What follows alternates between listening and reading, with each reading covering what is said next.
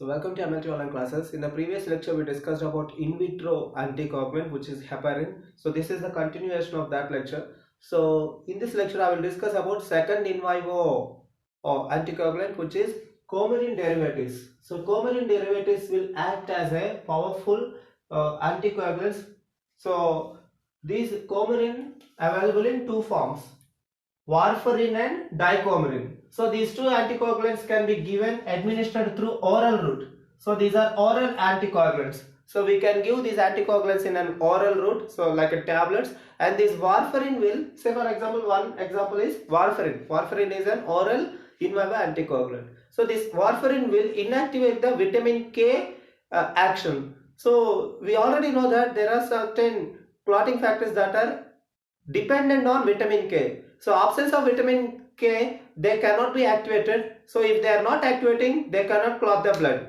So by indirectly by inhibiting vitamin K activity, they will in turn inactivate the clotting factors 9, 10, 11 and 12. So inactivation of this vitamin K results in inactivation of these clotting factors that results in prevention of clotting of blood. So this is the simplest form of mechanism of vitamin K and coumarin derivatives. So next I am moving to the in vitro anticoagulants. In vitro anticoagulants we have two major types.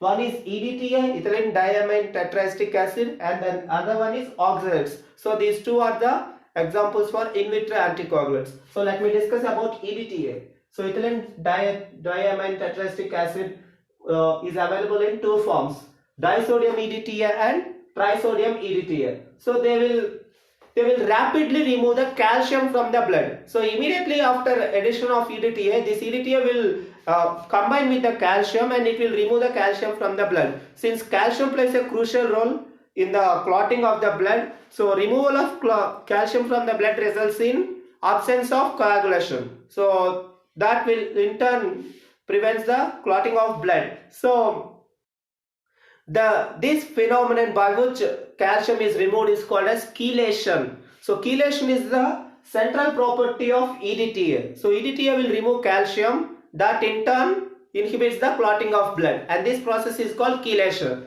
Okay, so what is the use? So this is called chelation of calcium. So how to use this in the laboratory? So 0.2 to 2 mg per 1 ml of blood can be used as an anticoagulant, and this blood can be preserved up to 6 hours.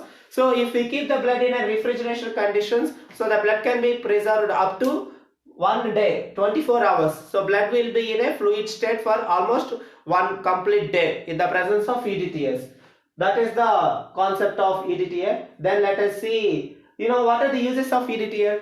To study all our laboratory diagnosis of CBC, complete blood studies, like to study whatever blood we are taking for cell counts, like to study TWBC, total white blood cell count, to study total red blood cell count, to see the these things, platelet count. For all these we will take anticoagulants, right? So the second one is oxalates. So oxalates are also chelating agents which are more potent than EDTA. So the difference between EDTA and oxalates are, these oxalates will combine with calcium and they will form insoluble complexes, whereas in EDTA it will just combine and it will remove the calcium. So in oxalates they will form insoluble complexes, and these oxalates are present in two forms commercially. One is sodium oxalates and second one is potassium oxalates. So both sodium oxalates and potassium oxalates can be used as a powerful oxalate anticoagulants to prevent the blood from clotting. Nowadays, these potassium oxalates has one problem. This potassium can cause shrinkage of the blood vessel. Shrinkage of the red blood cells.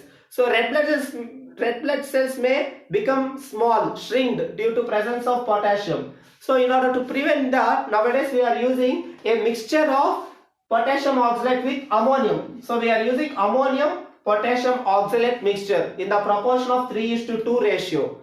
So this potassium ammonium oxalate will preserve the red blood cell morphology. So how that is happen?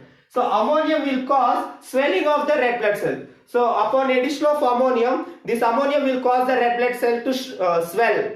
At the same time, what is the role of potassium? Potassium will shrink the cell, right? So this swelling and shrinking will optimize the cell size to its original size.